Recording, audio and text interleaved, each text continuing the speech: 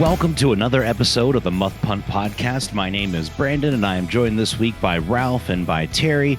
And it's Thanksgiving week. I don't know about you guys, but other than a whole lot of football, I am definitely excited for a whole lot of turkey and a whole lot of food in general. We're not small guys, and I think this has always been a favorite week for us each and every year. So what do you guys think? You guys ready for some Thanksgiving? I'm ready to eat. Oh yeah, for sure. Let's get to the side dishes. Speaking of which, I wanted to kind of start the show off with a little bit of fun Thanksgiving. I know Ralph and I like to cook a little bit, so I wanted to ask Ralph, what has been your most successful way to cook your turkey? Well, you know what? As far as turkey goes, I mean, my wife and I have not had the pleasure of actually hosting one yet.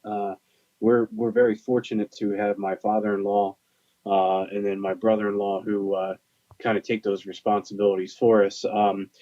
Just real quick, my brother-in-law does a oven turkey, like a normal traditional turkey, but he also does the deep fried one in the turkey fryer in the backyard, which is always really nice and juicy and crispy. And I never had one until he did one.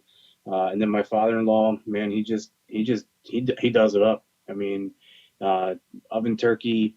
You know, the stuffing, the mashed potatoes, the sweet potatoes, all the sides, all the desserts. I mean, between my wife and my sister-in-law, brother-in-law, my mother-in-law, my father-in-law, we can eat pretty good. So I'm really looking forward to eating tomorrow and being around friends and family tomorrow. So I really hope you guys get that same opportunity tomorrow and enjoy it, and happy Thanksgiving. Yeah, I definitely want to make sure everybody has a safe holiday for sure. By the time you guys are hearing this, it will be Thanksgiving Day. So happy holidays for all of you who are celebrating. And I know for myself, Ralph mentioned the two most important things when it comes to Thanksgiving. Number one, if you suck at something, pawn it off on your relatives. Oh, man, is that a life skill? Let me tell you. I have myself, because we had moved away for a couple states away for some time from pretty much most of my family, did our own Thanksgiving. And I think the first year I cooked the bird, I did okay. We just did a regular in the oven deal. And, I didn't undercook it, didn't overcook it. It just didn't look like super beautiful. You know what I mean? Like, as far as looks goes, it wasn't that overwhelming, but taste wise, it was pretty on point, a little dry, but it was my first time. So the fact that I didn't murder it, I think was a success. And then otherwise, hanging out with my dad, deep frying a bird, drinking a beer is usually the way to go. I'll tell you what, man, I had never knew the joys of a deep fried turkey. Man, oh man, is that delicious. Dude, it's on point. I mean, the fried turkey is, like I said, I hadn't had it before my brother-in-law did one. And, you're so used to that oven roasted kind of like, hours and hours in the oven and that slow. And sometimes it can be dry and a little tough to eat. But, man, that deep fried turkey comes out moist every time. How about you, Terry? Have you had the deep fried turkey? No, I can't say I've had the pleasure of having it, but I have. I've heard a lot of people say that it's really amazing and it's a lot better than the regular oven style turkey. So hopefully one of these years we'll have to try it out, see what happens here. Usually I would go to Thanksgiving with my family. Mama Dukes usually makes the oven style. Always good. Turkey is always good, but for me, I'm the side dish guy. Stuffing, candy yams, that whole thing. Those are usually the best part of it for me. But yeah, I'm looking forward to tomorrow for sure. And to echo everyone else's, wish everyone a safe and happy Thanksgiving. I think Terry brings up a great point. I think we should. I vote for the Muffed Punt podcast top 3 power rankings of your top Thanksgiving side dishes. So Terry, we got 2. We said I call it candied yams, and what was the other one? Stuffing. Stuffing. That's right. How could I forget stuffing? So you got another one you want to throw in there in your power rankings? I'll tell you what. Well, I'll help you out a little bit. I have there you go. for myself, stuffing is a good one, but it can come and it can go. Stuffing can be kind of bland sometimes. What my dad does is a little bit of stuffing muffins. So individual stuffing into little like muffin tins and then make little muffins out of it. Oh, dude, so good. So good. My father-in-law makes it with like like the Bob Evans like breakfast sausage. Oh, yes. There's like stuffing, but it's got like that little bit of like sweet like breakfast sausage. Like, oh man, it is like, shoot, I look forward to it every year. And like, I get mad when somebody takes the corner, because the corner is where all that like burnt crunchy goodness kind of coagulates. Amen. Yes. And I have to say, a good gravy goes a long way on Thanksgiving too. That's another thing I look forward to, is dousing my entire meal in gravy. There's a reason why I've wanted to go down this road with you guys, not only because I just love food, and I mean, it wouldn't be a podcast without getting to chat a little bit about something to eat. But so I thought it would be fun because I saw this article on Twitter, or this kind of thread, if you will, on Twitter. Shout out to Luke Stansfield at Luke_Stans if you want to check out the thread. And it says, why Carson Wentz's newly adopted diet in 2019 has slowly led to a seemingly out-of-nowhere regression backed by tons of historical examples. So it's kind of fun. I thought we'd go down this rabbit hole together. You guys ready? Let's go. Yeah, let's do it. So Carson Wentz is reported back in August of 2019 did a complete 360 on his diet with the help of his newly hired nutritionist in efforts to minimize injury. He's checked his man card at the door and he's gone full on vegan. So this is back in 2019. It is important to note that Wentz now operates as gluten-free, and he has not 100% cut meat out of his diet. However, the avid hunter has changed his eating habits completely and now focuses on eating green rather than eating lean. Wentz's weight has fluctuated abnormally over the past 2 seasons. At the beginning of 2018, non-green, Wentz weighed in at 245 pounds. Then he was introduced to a new diet, and his weight dropped to 237 pounds. At the beginning of the 2020 season, Wentz was up to 250 pounds. So what does a vegan diet do to high-level athletes? And what does it not do to a person who's just living a normal vegan life? NFL players tear muscle tissue at a higher rate than normal athletes. This tissue is repaired naturally as muscle builds. High levels of protein are required for this phenomenon. These extreme levels of protein made up of the essential amino acids are difficult to find in plant-based diets, and this adversely affects players' strengths and at some points careers. So here's the line of guys, right? The first one is Cam Newton. Before the 2019 season began, Cam Newton adopted a vegan diet. He started the season injured with a foot sprain and then had a rough first 2 starts. Newton rushed for -2 yards and had a passer rating of 72 in week 1. In week 2, he had 0 rushing yards and a passer rating of 70. In week 3, he got benched. Continued also, Cam Newton, he was previously a pescatarian. In 2018, a year before going vegan, was a great one for Cam, and his starts basically left him second or first in the league in many categories. His passer rating was 94.2. His touchdown to interception ratio was second best in the league at 1.85, and his completion percentage was first best in the league at 67.94. So, all right, but there's 2. There's Cam, and then we're talking about Wentz. What about Arian Foster? Foster retired midseason in 2016 after he'd been riddled by injury. In the 4 years before Foster was vegan, he had played in 51 games. After he switched to vegan, he played in 29 games in 4 years, and each year's production getting progressively worse. What about Aaron Rodgers? Aaron Rodgers in 2016 decided to eat vegan. Before 2016, Rodgers ranked first in the NFL in adjusted completion percentage. Then from 2016 to 2018, he ranked 16th. Rogers got away from eating vegan and began eating organic, and he has been the top 7% ever since. What about Demaryius Thomas? Another guy went vegan, career went downhill. He was a top 5 wide receiver. He lost 26 pounds after he went vegan. That's 3 more pounds than Wentz lost. And then he started battling injuries. Since then, he's bounced around from roster to roster, and he's currently a free agent, and his career is likely over. What about David Johnson? In 2017, David Johnson decided to try going vegan. He lasted all of 3 weeks before he quit. The longer he continued a vegan diet, the more weight he lost, he said. He dropped 14 pounds in less than 2 weeks. Johnson has not been the same running back ever since. Also, the last two, I'm not going to go into long diatribes about these guys, Colin Kaepernick and Amari Cooper. So what do you guys think? Long lists of guys who've tried it out. I'm going to preface this by saying I worked in a vegan restaurant for a couple years. I am not vegan myself, but don't you come at me for this because this is somebody else's words. I'm just reading them. So you guys, I know none of us are vegan here. We're all avid meat eaters. What do you guys think? Do you guys think diet could have a role to play in what's been going on with Carson Wentz?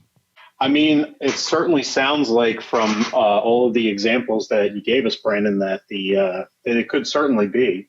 On the same kind of wavelength, I remember watching a documentary called The Game Changers about athletes that went vegan. And, they talked about how, it wasn't necessary to have like, like animal fats and things like that in your diet. And, you could get plant protein instead. And there was a lot of, health experts that were kind of pretty much debunk the whole thing. I would say in a professional athlete, especially football, I would think that you have to have, that high level of protein, the animal fat. I feel like that's stuff that would kind of help with your joints and things like that. So if that is the case with Wentz, he needs to have a nice turkey dinner tomorrow and to get himself prepared for Monday night. Yeah, get that man a bison burger. Terry, did you ever have any teammates that tried it out? I mean, you played football for a long time. Did you ever have any guys that played around with their diet like that and had any like subpar results? I can't say that. No, not that I know of. No, but I mean, honestly, I can't really give you any examples of just even really knowing anyone in general of that's gone vegan or vegan or even like vegetarian, probably until the 2010s. So it seems like relatively new. I guess a lot of these, you say like fad diets and stuff. I don't think that it seems to work well with athletes for sure. What about you, Ralph? Do you think that Wentz's diet might contribute? A little turkey dinner might help him out? Well, I mean, you can, I guess you can pontificate that and say that, that could be a causative factor into his, poor play this year. But, you listed off a bunch of guys that, I don't think they were in the early stages of their career. I mean, guys like David Johnson, Demaryius Thomas, those guys, they were on the downward side of their career. And I think they were using those tactics, if you will, of diet change and whatnot, and that TB12 kind of mentality to prolong their career. And I don't think that their body was ready for the lack of nutrients that, eating a red meat or, chicken or, protein of any sort, of a meat nature would give to one's body. So, you can argue that it probably does have some sort of effect on the body. And I'm sure that, in a prolonged situation where, you could have a guy that's a vegan for a week or a guy that's a vegan for 3 years or 5 years or however long. And you can argue the effects of that on one's body over those different periods of time. with, you know, can I see that it's a legitimate factor? You could argue it. I mean, do I believe it? No, not really. I mean, these guys are athletes. They're the best at what they do. You know, if they've done it this long, eating a meat diet, then things could change. I guess I'm waffling here, but you can argue both sides, so I can see it both ways. But my gut seems to tell me that these guys really should not. Diet shouldn't be the reasoning behind why he's missing a guy 15 yards over his head, or hitting the ball in the ground 15 yards before the receivers open, or not hitting them out of their break, or not being 100% on target, behind the receiver, ahead of the receiver, what have you. So I don't know if diet really affects accuracy. I mean, what do you guys think? I mean, I know for myself with I like to do boxing sometimes and hit the hip mitts, and I've done jujitsu in the past. And man, if you eat the wrong thing before you do one of those types of workouts, you are going to be on your butt in no time at all. So I definitely feel like there are times that nutrition can play into that, and like that having a mental fog in certain moments can definitely be hard to overcome when like you were normally used to being like up and bouncy on your toes and just being a little more like lackluster. I know sometimes like before the podcast, I like to have a little bit of coffee, because for myself, I usually have my dinner time like 2 hours before we record. And it's easy to fall into that little bit of food coma, so it's like, depending on what you eat, you can get a little sleepy from time to time. So I think that's kind of where I was going with it. I know for myself, like I said, if I don't eat the right things before I do any kind of training, I've had times where, you go out and you just kind of you have a meal at the bar for lunch, and you're like, oh, I think I'm going to hit the gym. I got a little bit of extra energy. And then before you know it, you're like, oh man, I might throw up. So I've had those days, man. So you got to watch out sometimes. Make sure you fuel yourself with the right stuff. Yeah, definitely agree. I mean, from my perspective, like know in my playing days, you used to want to have like a light meal before you go out and play. Usually it's a more carb heavy, because you're going to be, expending a lot of energy. You want some carbs. You don't want to have too much that kind of stuff in your stomach when you're ready to play a game. I don't know. I mean, I agree with Ralph that I don't think that the diet doesn't necessarily make a difference with him hitting somebody over the middle and throwing it way over the guy's head. But I could see, him maybe being kind of out of his normal routine that he's been in for a lot of his career at this point, and like eating some stuff before the game. It's just not working. It's not maybe working right for his body. That's maybe making him a little sluggish, like you said. It's kind of impossible to say, but you would think that if it's something that's actually like, the mental effect on him. I mean, he might have wanted to revert a little bit or try something else at this point. Yeah, definitely. Well, I think it was fun to just kind of move away from our normal jive there. Move away from our normal format, if you will. We have here coming up our two coverages for this week. We have two games on the docket. We have the Bucs and the Rams. The Los Angeles Rams are on the move once again this week after beating the Tampa Bay Buccaneers on Monday night. And once again, they're headed in the right direction. Not only did they jump from the number 6 seed to the 2nd seed in the NFC, but they're also rising in the weekly NFL power rankings. After beating both the Seahawks and the Buccaneers in the last 2 weeks, the Rams have firmly established themselves as legitimate Super Bowl contenders. So what are your thoughts on the game there, Terry?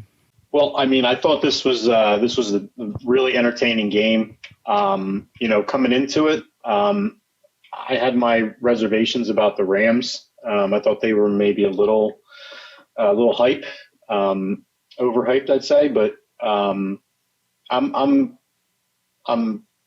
impressed by them. Going to Tampa and doing what they did. I'd have to say this looked like a potential playoff preview type of game.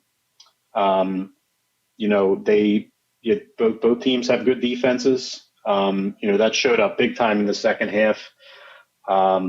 both offenses were kind of moving a little bit. Like, it took a little bit to get going, but in the second quarter, they really started going. First half definitely was more entertaining. There's some big plays there. That touchdown to Mike Evans. I mean, that guy just doesn't want to go down. He's an absolute beast, just breaking tackles and getting into the end zone. Neither team kind of showed me anything with the running game. I think that's kind of a testament to both of the defenses. The Rams only had 37 yards rushing for the whole game, and the Bucs only had 42 yards rushing for the game. Jared Goff was pretty surprising against that defense to me. I mean, he did have 2 interceptions, but he was really efficient. He was hitting Woods and Cooper Kupp, where they were just shredding that secondary. Goff ended up with 376 yards and 3 touchdowns. On the other side, Brady was okay. I mean, he obviously threw 2 picks himself. He was decent throughout the game, but then again, he kind of came up small late in the fourth quarter. They had a chance to drive down and at least kick a field goal to tie it and send it into overtime. And he throws a bad ball. Gets picked off again. He's really struggling under pressure. He's always seemed to struggle under pressure, but it's really, really showing clear this year. I do think the Bucs, though, even with them losing this game, I still think that they still haven't hit their peak yet on offense. And I think Brady will get it together. And with all the weapons that they have, I still think that they're a legitimate Super Bowl contender as well. What did you think about this one, Ralph? Well, I can't really say much that you hadn't already said. I mean, Goff, Brady, playoff preview.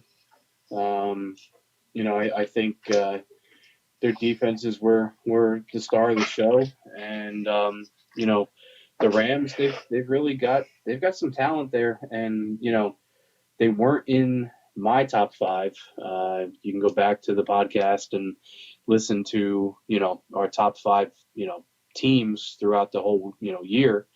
I don't think they really cracked my top 5. They might have 1 week, but they just consistently put good teams in bad places, and they don't do it in one fashion. Like, it's not just all the defense, it's not just all the offense. They kind of hit you with multiple phases of their game. And Goff is just playing, he's playing well. And I was watching that game, and I even heard the announcers say, whose name we haven't called? Aaron Donald. And then all of a sudden he makes a play, and then he goes quiet for a little bit. But it's not just Aaron Donald. I mean, that team's Cooper Kupp, like you said, and Robert Woods and Goff and Tyler Higbee and those guys. I mean, they're really well coached. They're well put together. They've got a lot of players. Ramsey on defense, obviously. So they're a team that you can look for in the playoffs. Like we said, I mean, they're gonna be there. I think they're probably the class of the NFC at this point. If I had to say that, there's a front runner in the NFC, I think they're at the top or close to it. So, Brandon, what are your thoughts there? I think for me, the thought that I keep having is just where the Bucs defense has not shown up over the last couple of weeks. And I don't know what it is that they're going to need to do to kind of pull that together. But I think for me, that's just what's going to be the biggest thing as to like the 2 main storylines that seem to be coming out of this game is Antonio Brown's need to get the ball taking away from the Bucs offense, 1.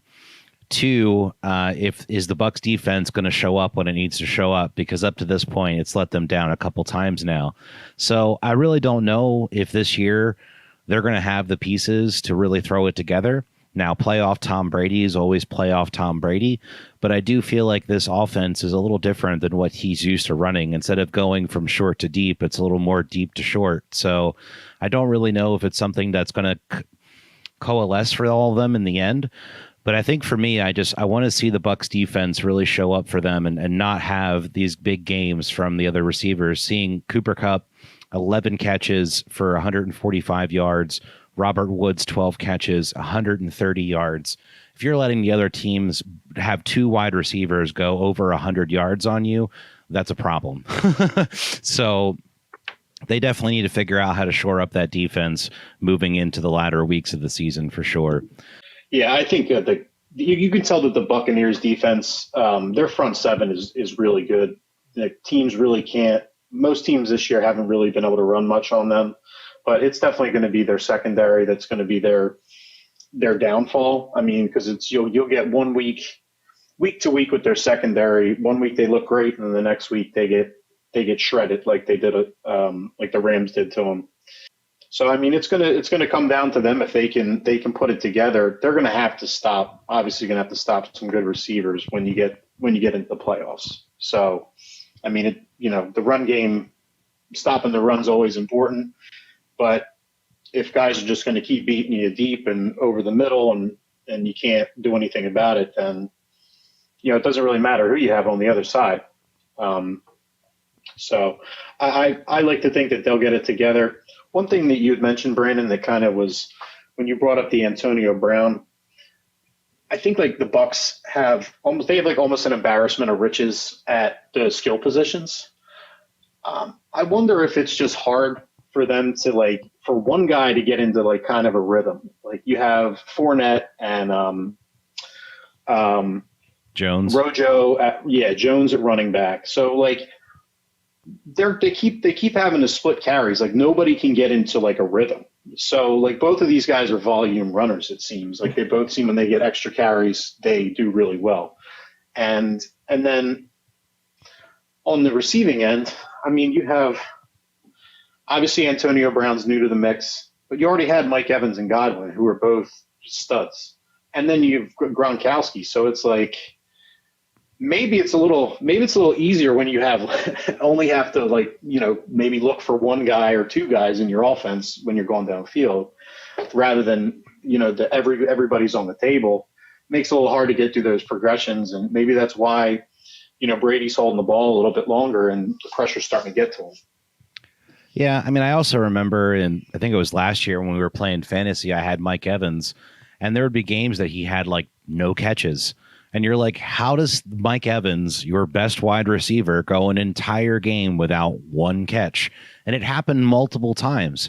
So I don't know what it is about that offense specifically that lends to them having these big play guys or skill position guys where one will get featured 1 week over another.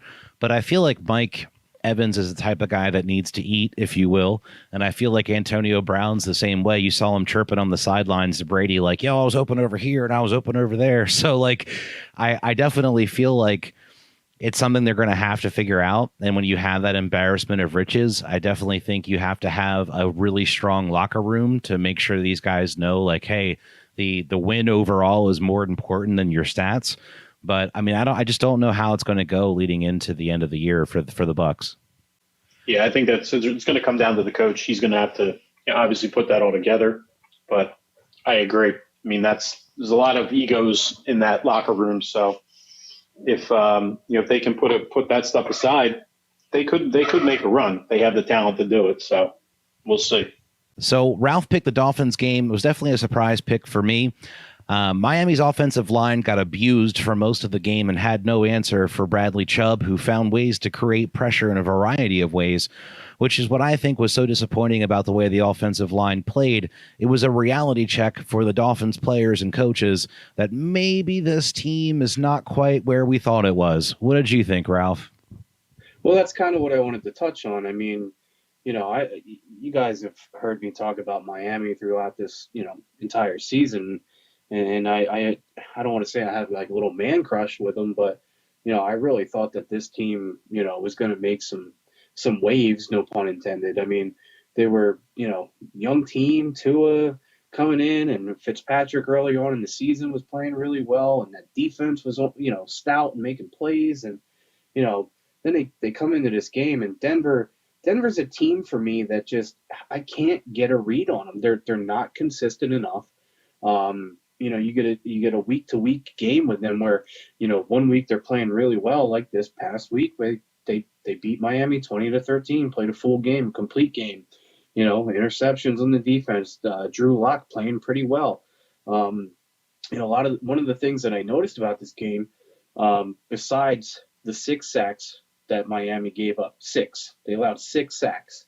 That's inexcusable for me. But Denver, their offense came out with 459 yards of offense to Miami's 223. I mean, that's a staggering stat to me.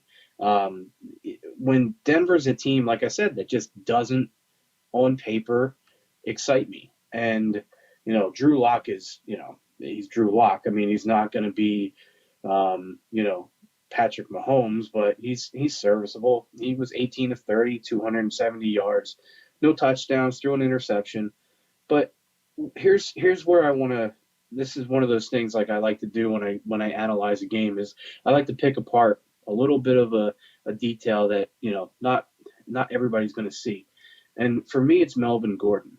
Okay, and just a running back position as a whole. Melvin Gordon was a superstar, is a superstar. And on the Chargers, he was, your every down back, boom, boom, boom. He's your bell cow. Just run him, just run him, just run him. And they just jettisoned him to, go do his thing. And now he's with Denver.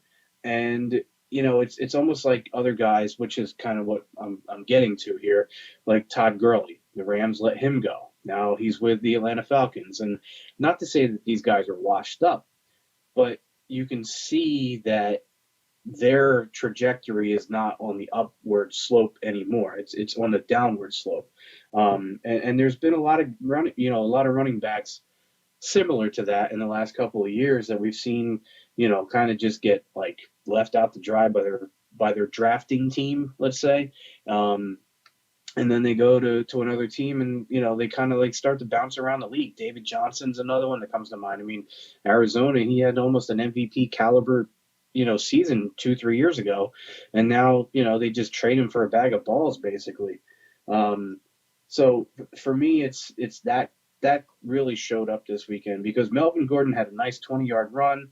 But I think it kind of goes back to kind of what we were just talking about where, you have an embarrassment of riches in certain positions, and like Tampa Bay's got an embarrassment at every position. But with Melvin Gordon, you've got, Lindsey as well. So who are you going to give the ball to? I mean, they're both good running backs. Lindsey is just a power guy. I mean, he had several runs in this game that were just, just brought me back to a couple years ago when he busted into the league and was just like, holy crap, where'd this guy come from? And so where do you give those carries? Do you give them all to Lindsey? Do you give them all to Gordon? How do you balance that and keep everybody happy and share the rock and do all these things? But like I said, Denver's just a very inconsistent team for me to stay in contention. I mean, obviously they're not in contention at 4-6, but Miami this week just disappointed me. I really thought they were going to come into this game. And we'll get into our picks later. I had a very, very rough week this week, which, like I said, we'll get into. But the running back position for me is what a difference a couple of years makes. I mean, you go from running backs like David Johnson and, I mean, come on, guys, name a couple. They were stars, like number one contract in the league. And now you've got running back by committee all over the league with a bunch of nobodies. Like Philadelphia's got Boston Scott. I mean, Boston Scott, that's not an everyday name. That's not a home, everybody knows that guy. It's just a serviceable back that can do the things well and do the position well enough to get you a couple of yards and not be a detriment to your team. You're not spending the money on the running back position. I mean, you guys agree with that? Or I think for me, that's kind of brings up the Lev Bell situation where I think he was trying to help running backs with his contract, but inadvertently he's put them back even further than I feel like they were before. And now you see teams picking up these guys, taking chances on guys who were previously injury prone or just doing running back by committee. And I think you see that more and more now. But for me, I think with the Broncos, is they have probably one of the deepest wide receiver cores, if you will, that they've had as a team in a really long time. And they have a lot of young and up and coming talent. And that's kind of Chiefs-esque with all the speed that they can put on the field at one time. And I just think it's really, if they can get a consistent quarterback or get consistent quarterback play at a lock, I think that they could definitely do things. Their defense has definitely taken a step back this year. But I mean, when you saw that Fitzmagic was about to happen, and Simmons intercepted that ball in the end zone basically and put a wrap on that game. So I definitely feel like they have flashes, but they're just not the same team they used to be. So just consistent quarterback play. And if they can get the defense to flash at the right time, then yeah, man, Broncos are dangerous. Well, and here's where I want to bounce this one off of Terry, because I know, Terry, you're a big Eagles fan. I mean, I from our talk last weekend, I would almost say that your fandom is probably at a higher level anyway than Brandon or mine at this point. But I think Denver did some things against Miami that I really wish Doug and Carson would do. And what I mean by that, and just as an example, they ran the ball. They ran the ball so well, and they stretched the field. Everything was out to the numbers, out to the numbers, out to the numbers. They didn't run it into the gut of that defense because they know that's where their strength is. Their strength of that Miami defense is on the line and in the secondary. So what are you going to do? You're not going to throw the ball to them, and you're not going to run it up the gut. Stretch the ball, stretch the field, get it out to the numbers, and cut up field and make a play. And that's what they did really well. There were several runs during that game that just were perfectly executed. Not only that, but they moved Locke outside of the pocket. Carson Wentz needs to be rolled out of the pocket. He plays better on the run. Bootleg, motion, out of the pocket, left, right, doesn't matter. Get him on the move. Have him make a play outside of the tackle box. And for me, that was the biggest, smartest play at Denver, to play against a good defense of Miami. And that's why I wanted to bring it up to you guys today. This is why I picked this game, which is to say, this is what I want to see out of the Eagles. Terry? Yeah. So, well, the Broncos, they had no business winning this game. One of their problems that is they've had a lot of injuries on the offensive line, and they've also drafted some bad offensive linemen. So I think you're exactly right, and this is what Doug needs to do with Miles Sanders. They need to they took Melvin Gordon and they gave him a bunch of carries, and they said, we're going to run the ball, we're going to take some of the pressure off of Locke, and then allow him to roll out of the pocket and make some easy throws downfield to these great young receivers that they have. That they executed it well. The Dolphins, to me, I think that they really they missed an opportunity for an easy win. They were on a roll. I was disappointed because I've been kind of watching the Dolphins, a little bit myself with Tua and everything, and seeing how they're progressing. It's kind of like now I'm waiting to see like who is it, the Dolphins or the Bills, that's going to just rise up and just knock the Patriots off of the top of that division. And I can't wait to see whichever team does it. I'll be behind them 100%. But I think that the Dolphins are still a pretty good team. I didn't like the fact that they pulled Tua out of the game for Fitzpatrick. I know he was struggling, and I just feel like he's a young guy. He needs to be in those situations a little bit where he's got to find a way to win. Right. Because you can't always keep you're not always going to have Fitzpatrick there. I mean, he's really a luxury that most teams aren't going to have. Well, if you're going to pull Fitzpatrick and tell Tua that it's his team, what kind of message are you sending to the team when you pull Tua 4 games into his career and not let him finish? Like, you have to let him take those bumps and bruises. You've got to. Unless you're going to get him hurt, you leave him in that game. I mean, I could see if he was playing awful, like completely awful, which he really wasn't. He just wasn't having a great game. I mean, he wasn't killing it. So, but you can't pull the hook on him in that point in the game when it's an opportunity for him to maybe have like a game-winning drive. That would be huge for him, Right. Going forward if he was to drive them downfield, tie the game up, and then who knows, win the game, and then that's all they'd be talking about on ESPN is Tua. Look at this, he drove them back for the win and whatnot. But now we're talking about, Fitzpatrick. He did have a nice drive until he threw an interception in the end zone. Right, and it's not like they were being blown out. I mean, it was a tight game. To play devil's advocate, though, I just with the hit that Tua took and then him getting rolled up on, I just feel like they, as an organization, were like, all right, look, let's just let him heal up this week and not risk anything in a game that we can lose and be okay with losing. And then we can, come back to fight again next week. If they start, Joe Burrow feels well, and that was going to be my other point, is that when you have a guy like Joe Burrow going out the way that he did, which, by the way, called it, I have been saying since the first week of this podcast that dude ain't making it through the season. When you have that particular type of situation happen, and now there's people that are prophesizing, if you will. If you look at his injury and similar injuries, guys usually not only miss the end of the rest of the year, but the beginning part of next year too. So what if the Bengals sit him all next year as well? Build a whole nother, but I mean, that's a whole nother year now. That is a year and a half after you have that, like possibly a record-setting rookie start. Yeah. And then you're going to have that guy sit for a year and a half. It's tough. I mean, he was playing pretty well. I mean, injuries happen. I mean, you can't, hindsight's 2020. I hate that. Injuries happen when you get sacked 8 times a game. Yeah. But when you're drafting number one, you're drafting number one because you don't have a good offensive line. You don't have good players. And that's where they chose to start with quarterback, and they filled that position. They just don't have the protection in front of him, and obviously that's what got him hurt. Well, I think it's tough when you have now leagues. You see quarterbacks come up from college that are way more NFL ready than they used to be.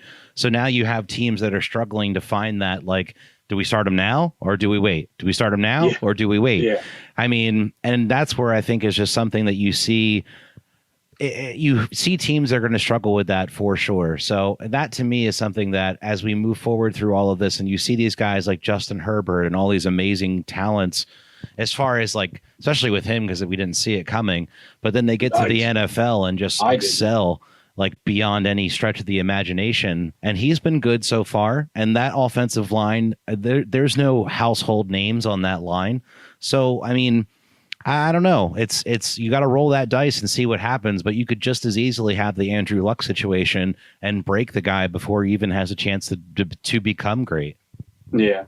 We talk about, vegan and, diet and how it affects a quarterback. But I think the biggest difference for me this week was Justin Herbert's haircut. Did you guys see that?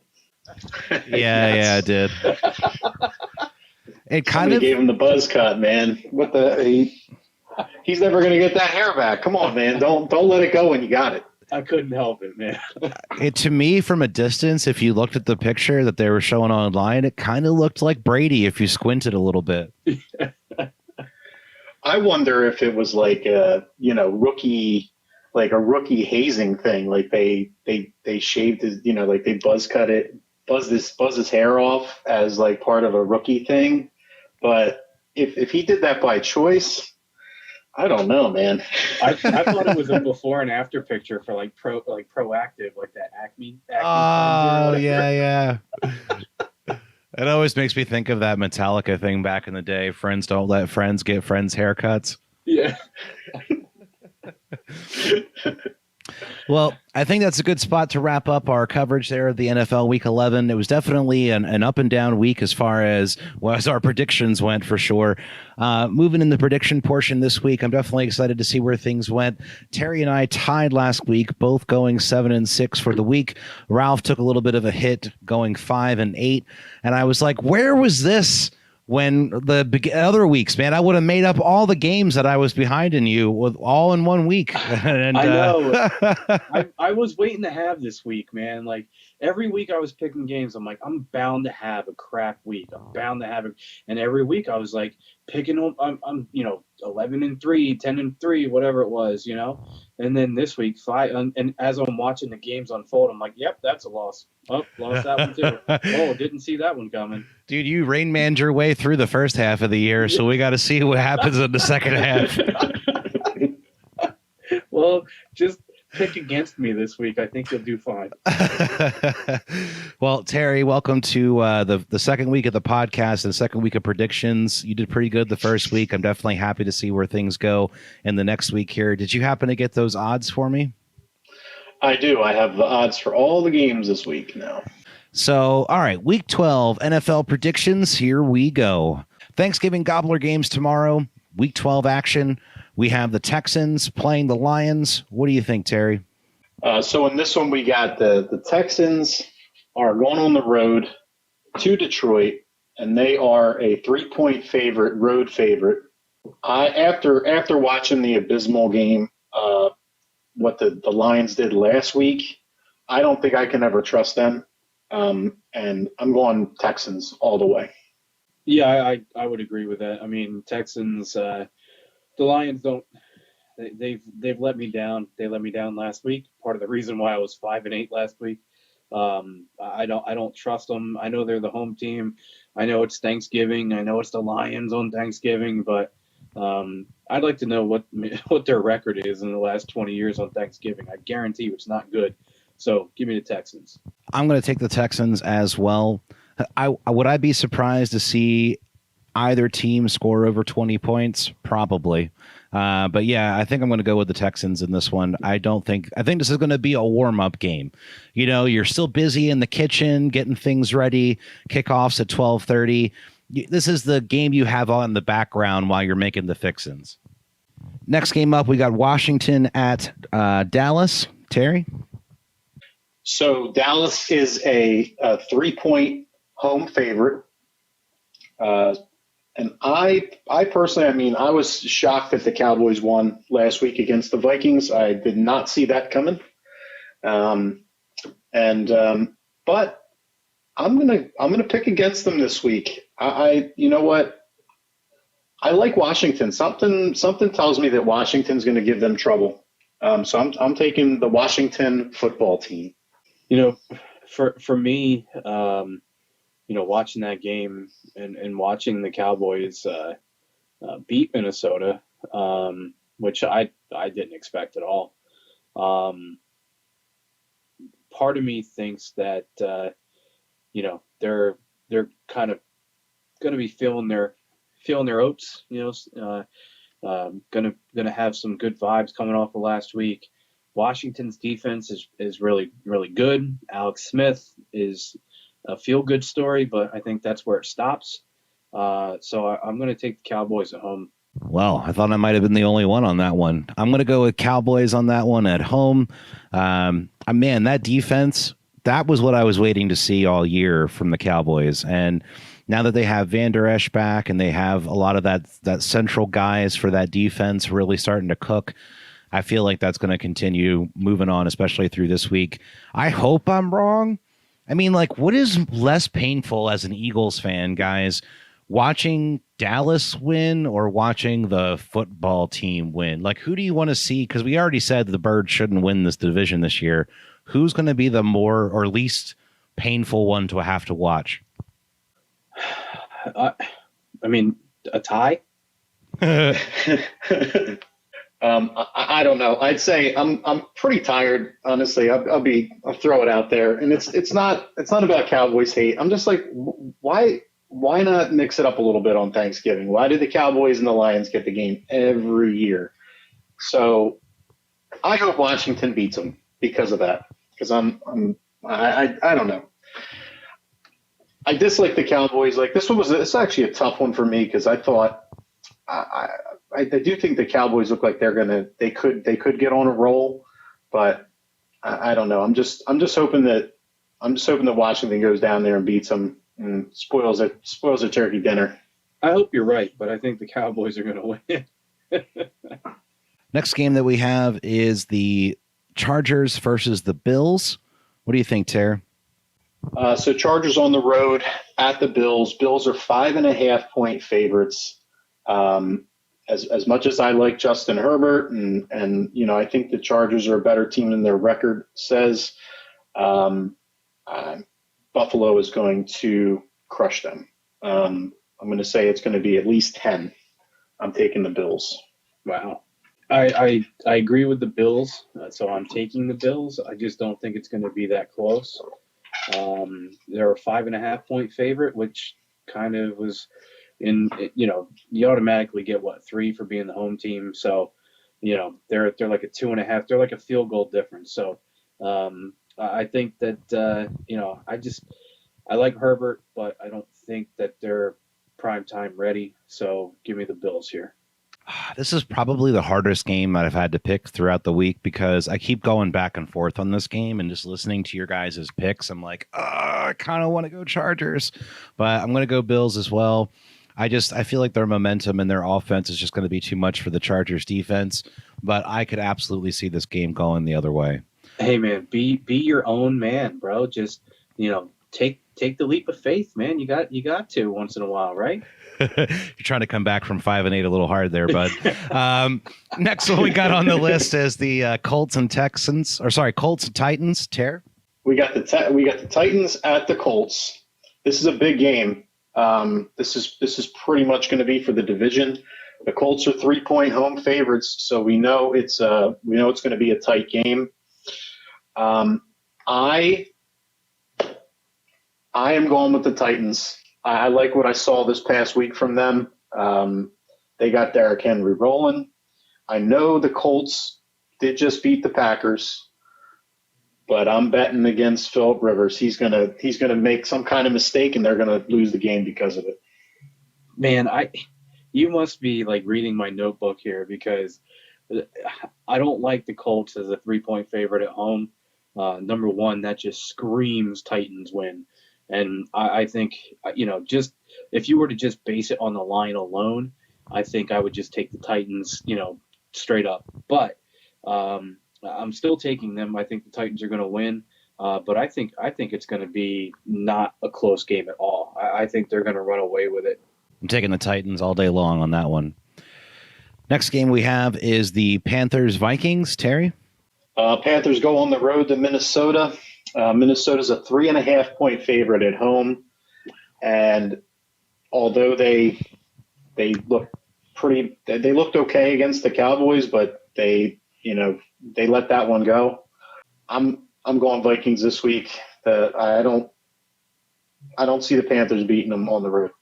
Is Teddy playing? They still haven't said yet. I think he's questionable, but no McCaffrey for sure. If Bridgewater was going to play, I would take that bet, but I'll take the Vikings here. He did have full participation in practice. Bridgewater. Potentially getting McCaffrey back could be huge for the Panthers, as he's one of the best all-around backs in the game. Bridgewater missed last week's game for Carolina, but already participating in full practice on Wednesday is a pretty good indicator that he'll be the starter at center in his return at U.S. Bank Stadium as starting quarterback. So you're looking at Carolina potentially getting back McCaffrey, and you're looking at Teddy B getting back as well. I didn't see that. I must have looked earlier in the week. And this was not looking good. This was as of 5 hours ago. Give me the Panthers. I'll take the Panthers then. This will be my coin flip. Let's go Panthers. I already had Panthers written down. I'm mad I didn't take them last week. PJ Walker had a better game than Carson Wentz. That's right, I said it. He did have 2 interceptions in the end zone. Even though he still had a better game, I don't even care. Even with the 2 interceptions in the end zone, he still had a better game than Carson Wentz. But I'm still going to take Panthers in this one. I have no faith in the Vikings whatsoever after last week. That was a, shall I say, piss poor performance.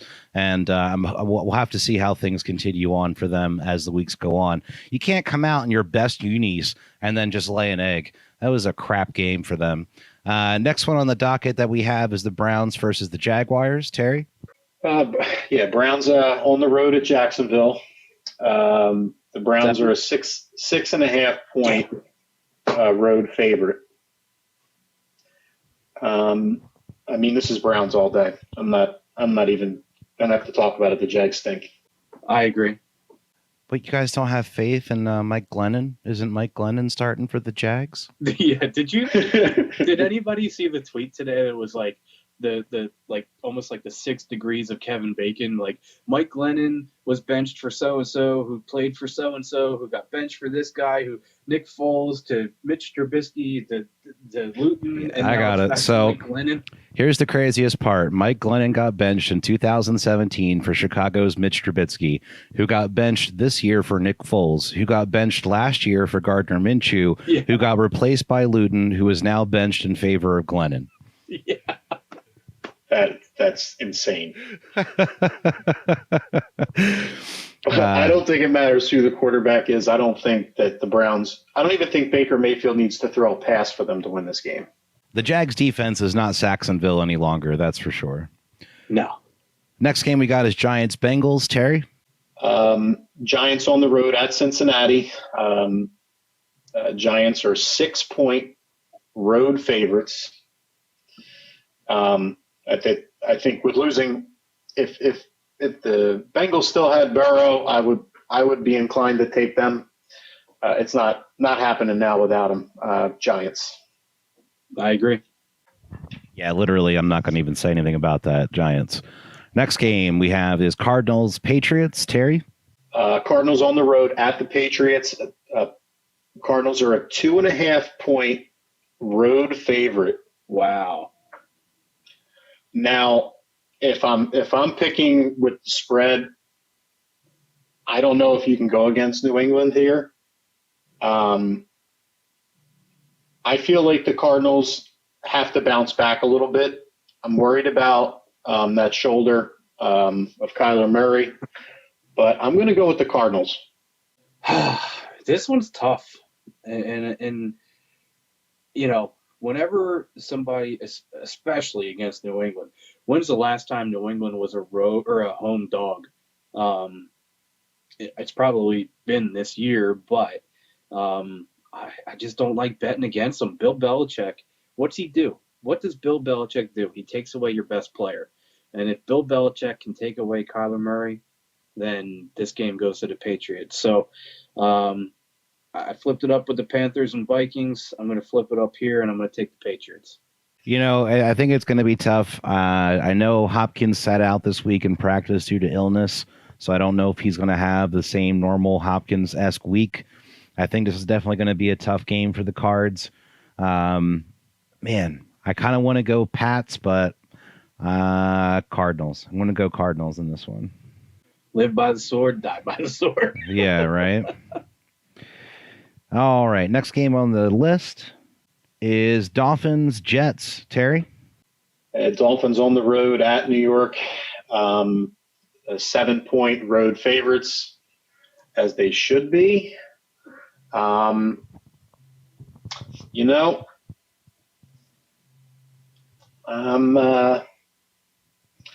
normally I would take the Dolphins all week, all day in this one. Uh-oh. I think that usually the Dolphins and Jets games get weird. There's always a weird game with them. And I think this is going to be the week. I'm going to take the Jets this week to win, get their first and only win of the year. Wow. You heard it here first. I'll have to decide I don't know if Terry's going to be laughing at us or if we're going to be laughing at him next week. I feel like the latter, but we'll find out. Ralph? You know what? I can't really. I mean, Terry. I joke, but you know, I don't think that the Jets are as terrible as their record shows. You know, I was willing to bet on them a few weeks ago. I think I was very close to picking them. I'm glad I didn't, but I was very close to picking them because the probability of going 0-16 is just astronomical, right? So there's got to be a game. There's got to be a game in the schedule that, you know, everybody's going to pick and be like, oh, this is a complete loss for the Jets. And then they turn around and you watch the game and they just, you know, completely put on a show. So I wouldn't be surprised one little bit if Terry's pick is right. But I'm not taking them this week. Give me the Dolphins. Yeah, Dolphins all the way. I'm not touching Joe Flacco with a 10-foot pole. Yeah, I don't think the Jets are going to put on any kind of show, but I think maybe they squeak one out. I figured, why not? They got to win a game. I don't think they're going to go 0 and 0 for. I mean, Right. they could, but Right. I mean, they got to win one at some point. So I think this is like maybe the only week that they could, especially getting the Dolphins off a bad loss to the Broncos. I don't know. I'm going to stick with it. I'm going to stick with the Jets. Next game, Raiders Falcons. Terry? Let's see here. Okay, so Raiders on the road at the Falcons. Raiders are a 3-point road favorite. After the showing that the Raiders put on Sunday night, I'm starting to think that they can give some teams some problems. I'm going Raiders in this one. Yeah, they play the Chiefs pretty well, but I know they're 6-4, but they played some teams this year where you thought they were going to win, and they just didn't show up. So, is it a they play to their competition, up or down? I guess we'll find out. But I don't trust the Falcons anymore. I've tried to ride them a little bit this year, maybe because my wife is a Falcon fan. I thought you were going to get off the couch, bud, but you just landed your way right back on it. Yeah. I mean, I'm riding the couch, so give me the Raiders. All right. I thought you talked yourself into it. I'm going Raiders as well in that one. I will be shocked if the Falcons win, but like you said, there have been games that the Raiders have come out and laid an egg, but they seem to be in good form, even though they lost last week. I definitely think that they've been playing pretty well this year. Next one on the list is Steelers at Ravens, 11-0. Yeah, Steelers are 4-point home favorites. The Ravens, something just ain't looking right there. They don't look like the team they were last year. Lamar's not playing at an MVP level, that's for sure. And the more I see the Steelers, the more I think that they're legit. This one's easy, Steelers. I agree with you that the Ravens just there's something not there. Something is missing from that team, and I think a lot of it has to do with the running game.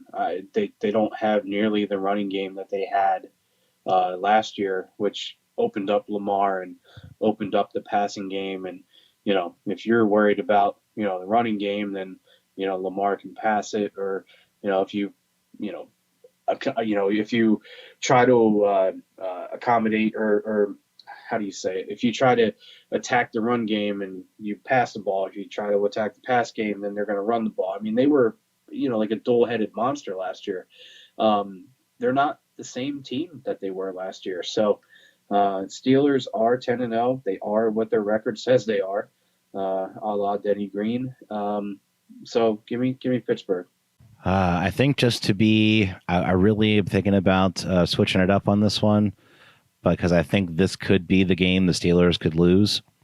I wouldn't be surprised now that everybody's pretty down on the Ravens if the Steelers maybe come in a little bit too high and then get surprised.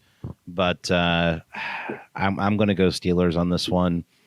I have zero faith in Lamar in big games, and until he proves me otherwise, I'm not going to pick him in a big game. Well, this game also got moved from Thursday to Sunday. Yeah, the big C reared its head, but that's all right. It's going to be a little bit of a bummer not to have 3 games on Thanksgiving, but we got a jam-packed weekend. Next one up is Saints Broncos. So Saints on the road at Denver are 6-point road favorites. Taysom Hill looked pretty solid. I don't think Denver is going to do what they did to the Dolphins, to the Saints. I think the Saints are just too much for them. I got to take the Saints in this one. I agree. I think the Saints are going to, they're seven wins in a row. I think they're going to make it 8 against Denver. Yeah, I'll definitely take the Saints in that game as well. I feel like the Saints have been not missing Drew Brees that much. I feel like Taysom Hill had a pretty decent game. I know a lot of people were pretty high on how he played in the game. I feel like for me that the Saints aren't going to miss too much of a beat in this one, so I definitely take the Saints. Next game we have is the Rams and Niners. Yeah, there we go. So we have the Niners on the road at the Rams. Rams are 6.5 point home favorites. I heard earlier today, I was listening to the radio, and they said that 80% of the betting community is putting their money on the 49ers to cover 6.5. So they're thinking it's going to be a pretty competitive game. I know the Rams just came off a big win on Monday night, short week. I still like the Rams in this one. I'm going Rams.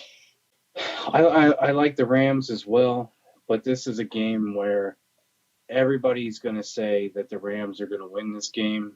It's kind of like when you're watching, the big Sunday night football or Monday night football pregame show, and everybody picks the Rams, and nobody sees that the Niners are going to win the game.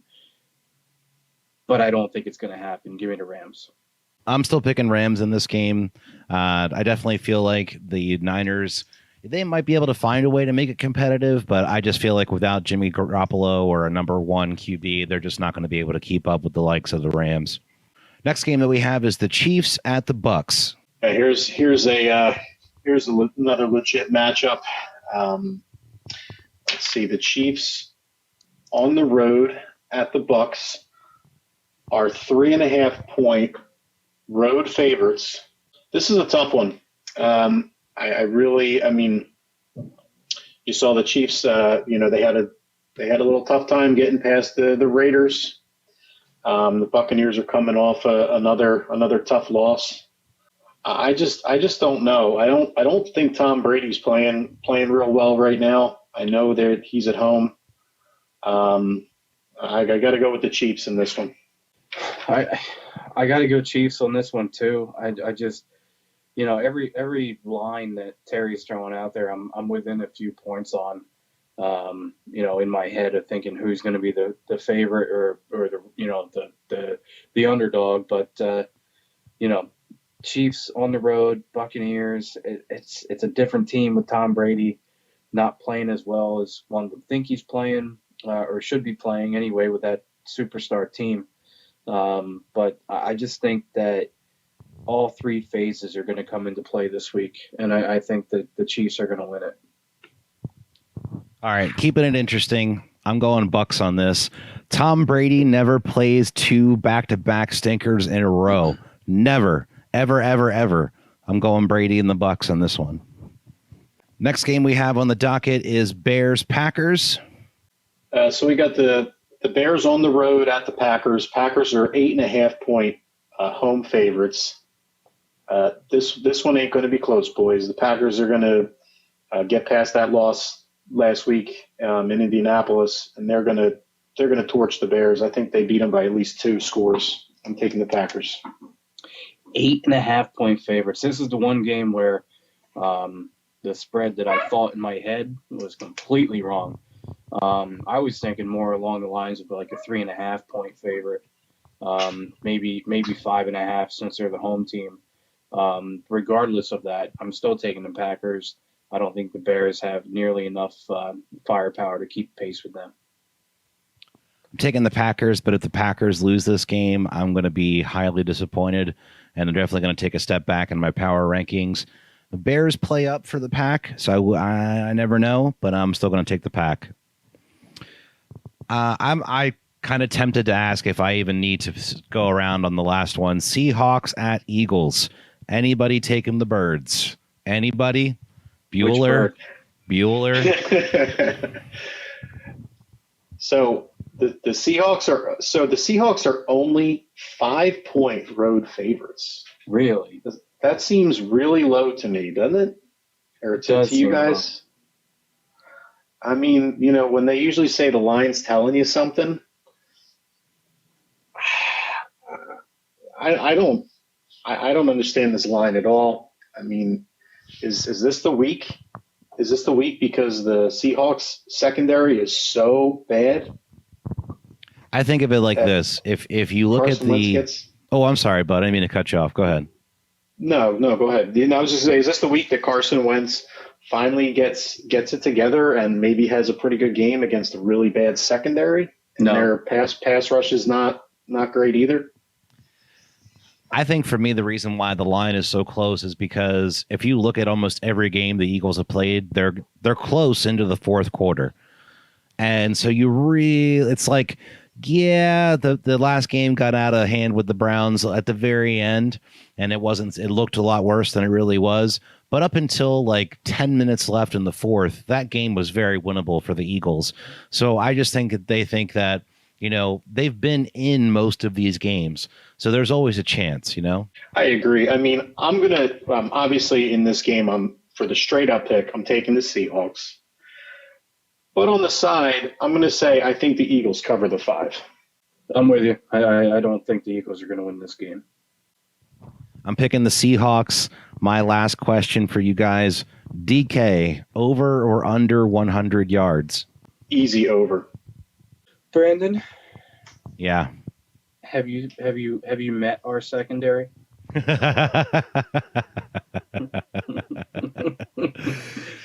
Do I need to answer this question? Well, there you go. So I think it's going to be another big day for DK. Say that 10 times fast. And I think you're going to see the Eagles struggle to get themselves another win this year. Do we want to take any time to talk about the Birds? Or are we good this week, gentlemen?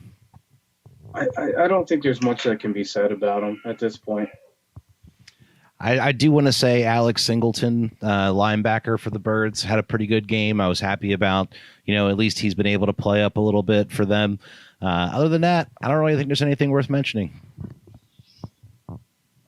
No, I'd agree. I think you're right about him. He did have a good game. Another disastrous performance. They get away from the run game again. They were rolling too.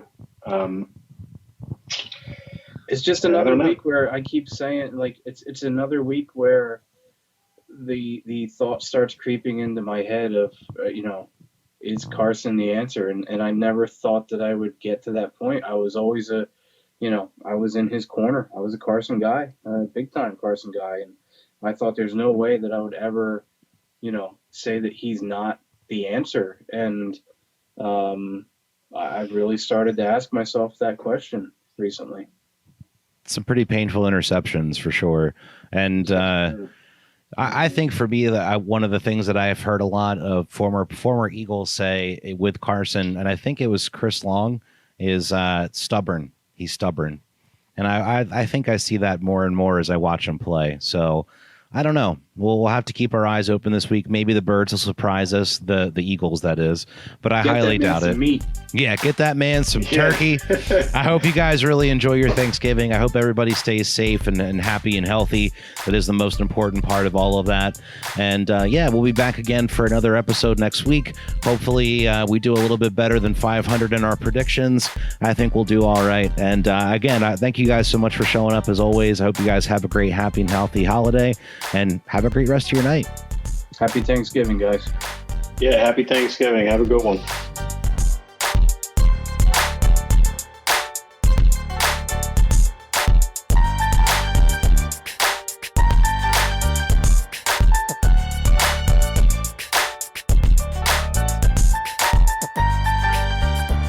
It's my turn! You told me it was my turn. You can talk all that you want to, yell and scream, you lost. It is my You turn. lost the game. Take as long as you want, you still lost.